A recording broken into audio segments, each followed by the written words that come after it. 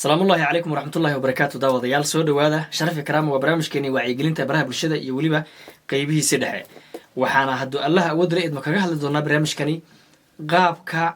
أيدات كا أبليكيشن هذا إسكالا أما شركة لها إسكالا تيك توك سيدا فيسبوك يا تيك توك يدك إسكالا يعني قاب كا أي أقول ترى جلين إن الله استعماله يقاب كوليبا إنك أو استعماله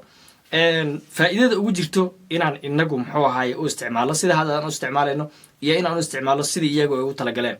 وحن مركز سماين سوا ولا بحالة إن كأجي سوا حديقة دنت هذا أو مركز يدا أنا أتكفر يسوي لي موقف أما المبادئ كأدن برامج كيسجع سماين سوا لكن يجوا مركز سيدا يدا هيد أودي جسوا حلقة يابا إن أتقابك أديك أو فكرتي أو استعمالي ويان مجتمع أما لوجا فائدي وايو oo looga faa'iido kaba sii daran ama kaba sii fiican ama uu noqdo barnaamijka isaga mid khasaaro u keena mujtamaca laakiin adiga ku leh faa'iido aad u tiro badan hadda tusaale oo kale shirkadda TikTok marka soo qaadano shirkadda TikTok waxay u samaysay oo kale iyagoo la tartamayaan Facebook Instagram sidoo kale aan raahna YouTube iyo waxyaabahaas ay la tartamayso shirkadda markay TikTok soo saartay waxay u tala gashay muuqaalada yaryarka ah oo aad aan loogu cajisaynin gaaban fariinna aad ku soo gudbin kartid dadka ganacsadayaasha oo kale hal yar oo brief ah oo kooban hal daqiiqo oo kale 60 minute oo kale in loogu talagalay inay ku soo gudbiyaan xayisiintooda iyo waxyaabo yar oo kale sidaas la mid ah muuqaalo yar oo shactira oo kooban yani wad aragtay TikTok kama cajisaysid YouTube baad ka cajisad gasho oo muuqaalada YouTube waxay iska soconayaan 1 hour iyo wax la mid iska soconayaan laakiin marka TikTok gasho wixii waa hal daqiiqo qofka isaga ahayd ka heshay contactiisa sii gali ama accountkiisa sii gali kadib waxaad helaysaa muuqaalada iyaga ah oo hal daqiiqo ah oo ilaa milyan dhan marka kama cajisaysid caawa 12 saac u leeyahay kuugu bari marka shirkadda marka maxay ka faa'iideysaa siday u samaysay waxa loo isticmaalay si kasii baaxad weyn oo faa'iido aad u weyn ayay ka heshay tusaale oo kale hadana qowmiyaduhu waa sii kala iyo waliba dadku way sii kala bahalkeysan yihiin Afrika oo kale TikTok lacag lagama sameeyo waxa looga xadiday looga sameeyay waxa aan looga waxay tahay yani hadii waxyaabaha waxay kamid tahay development ama horumarka ay wadamada reer galbeedka ama wadamada shirkadan laga leeyahay ay leedahay oo horumarka ka jirin Afrika marka waxay marka u isticmaalaan si ka duwan sidii loogu talagalay Soomaalida kala soo qabsano maadaama Soomaalida ka hadalno barnaamijkeena uu yahay barnaamij wacyigelina Soomaalida oo kale mar allaali iyo markay maqleen TikTok Africa lacag lagama sameeyo waxa dhacday inay ka qalbi jabaan ilaa hadana barnaamij kale ay u bedeleen qolada shirkadda iska lahayd oo ay dhahaan gift wax la dhaho ay keeneen giftigaasi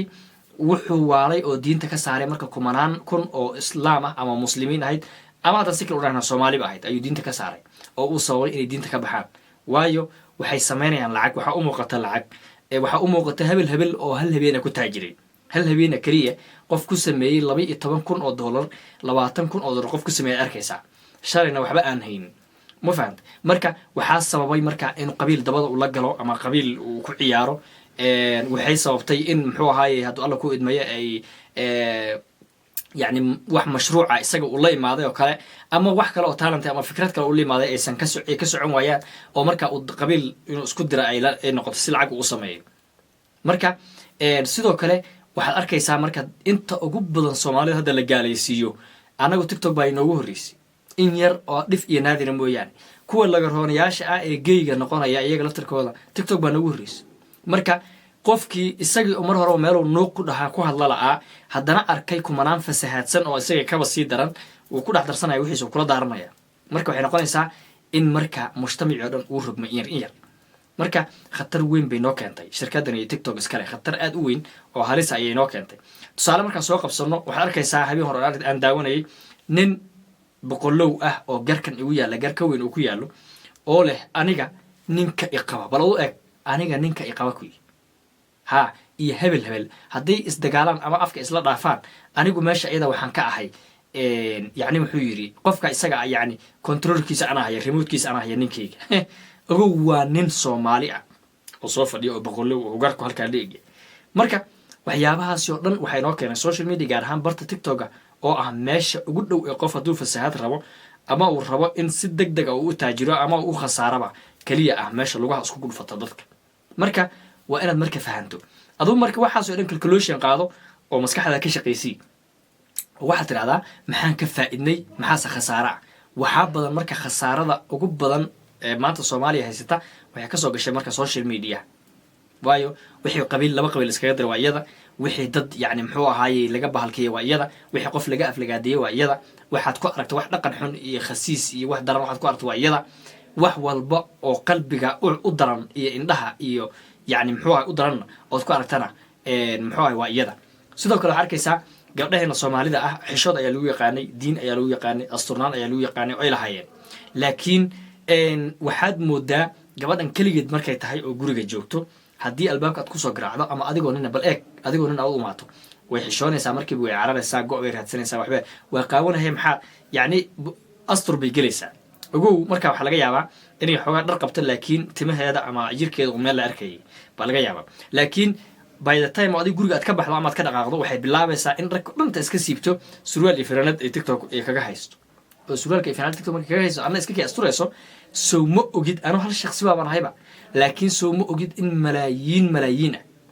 ama biba aan idhaahno balaayiin baan idhaahno mujtamac ah oo soomaali leh oo gaal leh oo islaam leh oo ajnabi leh oo wax walba leh inay ku daawanayaan soo ma ogid mustaqbalkaagii ninkaagii odaygaagii iyo weliba aabbaha adeerka abtiga walaalka aqribkaaga inay ku arkaan soo ma ogid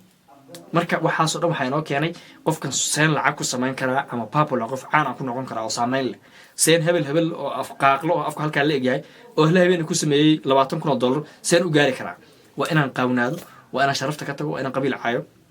waa inaan diinta garaafayo wax u dhimo dabeedna intaas unbaa wax ku samayn karaa laakiin kamaadan fikirin kumaadan xisaabtamin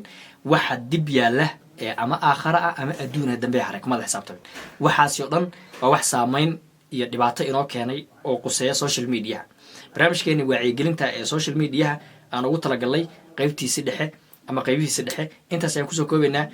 muuqaalka sheer garee sidoo kale like dhe asxaabtaada la wadaag aragtidaadana qaybta commentiga nagula wadaag mahadsanid